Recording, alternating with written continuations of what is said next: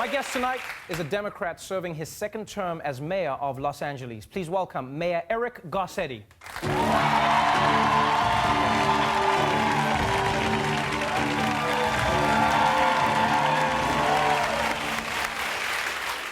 Welcome to The Daily Show. Thank you. Thank you for being here. Before we get into Los Angeles and everything that's going on there, there is major news of the day as the mayor of Los Angeles. Yeah, are you? Is this like a great day for you, knowing that you're no longer going to be nuked by North Korea? It's a pretty good day for Los Angeles. Right. It's a very surreal day. Yeah. And if peace actually does break out on the Korean Peninsula, it helps us get back to our true enemy, Canada. Have you had poutine before? I have. It's like an assault on your intestines. I think you're getting it from the wrong place. That's the problem. That's probably if you have it from your coast, it's not that great. But if you have it from Montreal, you'll change your mind. You'll invade them for the poutine. That's what will happen to you. We will do it. But yeah, it is a good day, I guess, for LA, and in an abstract way. But let's talk about the actual LA. You've been the mayor of Los Angeles from 2013. Yep. And Los Angeles is at the epicenter of many stories. Congratulations, you just got the Olympics. Yes, for 2028. You're going to be hosting the Olympics. Right. Now, that is something that you bid for, that is an achievement, but you always read these reports of how the Olympics comes in and really crushes the infrastructure of a city, or they leave you in debt. Are you not worried about the financial ramifications? I think that's pretty rational for most cities, but LA is a little different. I mean, we've done the Olympics twice before this. This will be our third time, first time the Paralympics.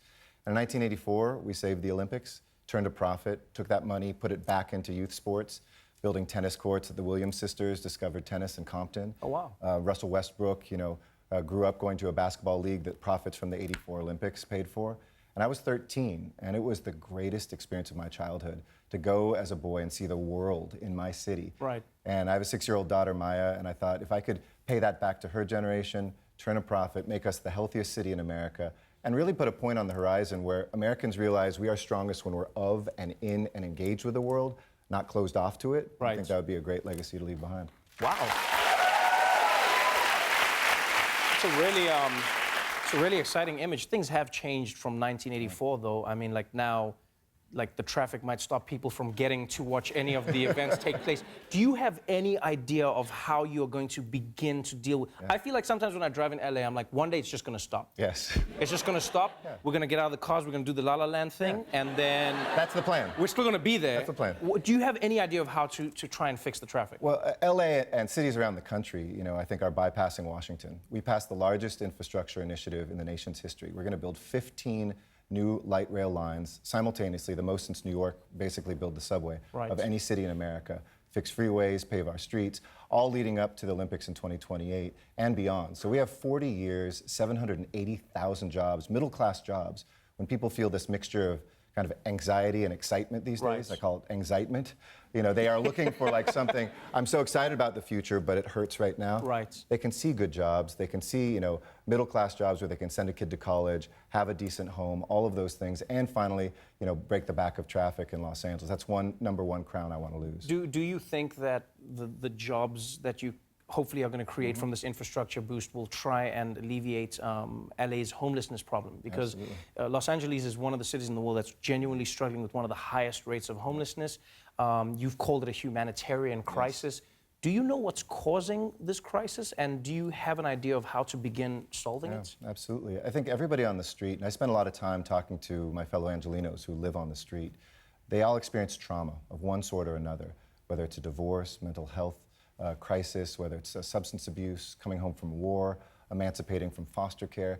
It's a combination of trauma on our streets and the high rent. Right. We have to build more housing. This year we finally saw the first downtick in homelessness after 9 years of increases. And LA is not unique, but LA voters passed two measures, the two biggest in US history, to house homeless, build 10,000 new units of housing, and to give services to them. And I think this is really a national problem, and we need national leadership on it because there's a mental health emergency out there. And if 10 people break their leg, they go to the emergency room. We don't say 1 out of 10 of you gets fixed. Right. But if you're addicted to opioids and you're dealing with mental health issues, you go there and they say, okay, maybe 1 out of 10 of you get care. And that's just cruel. It's inhumane. And if we're going to get people off the street permanently, we have to heal the underlying trauma that causes them to go out in the street and build more housing, period. I guess providing housing is one solution, which will help in one way. But you did raise the problem of rent skyrocketing. You know, LA's downtown has been rejuvenated. It's a beautiful place to go to. From a few years ago, it's changed rapidly. Are you considering any ways to try and prevent gentrification from coming in and rooting these people out of their homes? Displacement. There's 15 rail lines that I talked about. We had the highest ratio in the country. We're mandating that 35% of the housing that gets built around those lines is affordable for low-income individuals. So we will subsidize that by giving the land to developers, but they have to keep the rents low. That means when we build these new lines, we don't push people out of the neighborhoods where they've been clamoring to have public transportation. Right. They actually get the benefit from it. We're closer, less traffic because people aren't moving further and further away from the core. So, you know, I see a generosity in Los Angeles that's kind of missing in America right now. You see in Washington, division, subtraction. They kind of, you know, literally what they can take away from us is how they judge their success. But whether it's homelessness, whether it's traffic, whether it's the Olympics, you know, we see in Los Angeles and other cities the true American spirit, which is one of generosity, one that embraces each other, and one where everybody belongs, especially our immigrants. It's interesting that you say that because you've received a lot of criticism.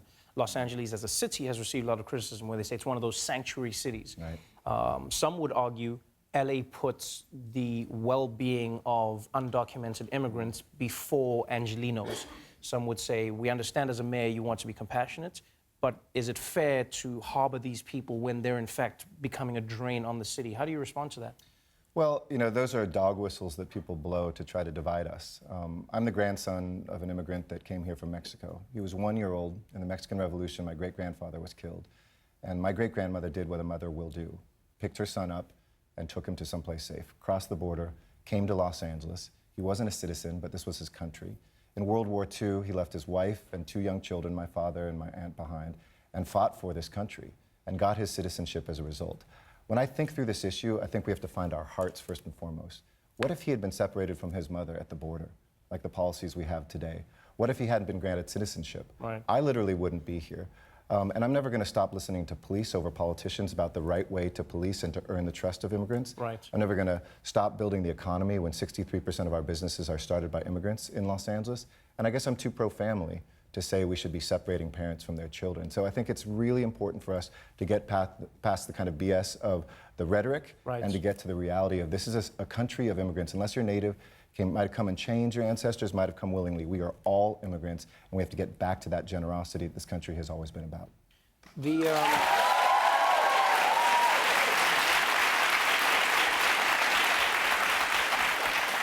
The story that you tell inspires so many people. You know, it's a beautiful story of overcoming the odds and coming to America and becoming a citizen. On the flip side, though, President Trump, for instance, brought out an African-American family who lost their son to gang violence at the hands of a gang member who was undocumented. People then said in the argument, well, this is one of the byproducts of being kind to immigrants. How do you find that balance between policing and asking people if they're citizens and living in an environment that is nice, you know, emotionally? We used to have a policy where we used the resource of the federal government to go after truly dangerous criminals, you know, call them the sharks in the sea, people who are murderers, rapists, and I don't care what your legal status is or not. If you commit a serious crime, we're going to come after you. But now we have a policy that's making us less safe. They're throwing a net into the ocean and pulling out 20 guppies, scaring a father who's dropping off his children at school, going after people who are working, instead of going with their limited resources after the truly dangerous folks. And so I think the federal government is the one who's pushing something that's making us less safe. I'll share one quick story with you. We had a police officer. She herself was an immigrant from South Korea.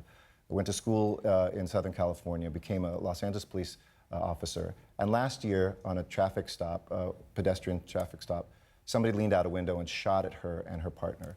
One of those bullets hit her, luckily just in the leg, but it was a pretty bad hit.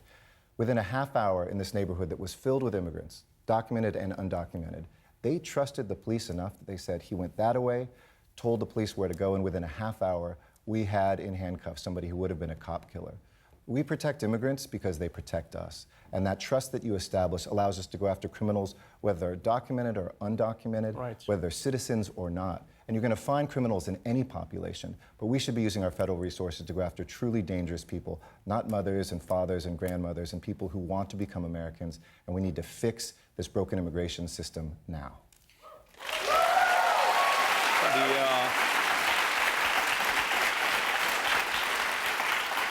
The talk that has been swirling around you, understandably, has been that you are preparing to run for president of the United States in 2020.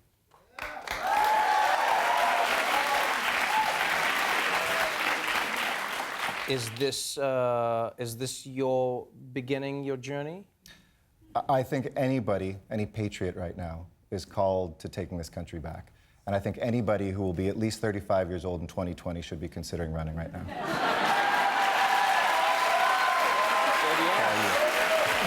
Mayor Eric Garcetti, everybody.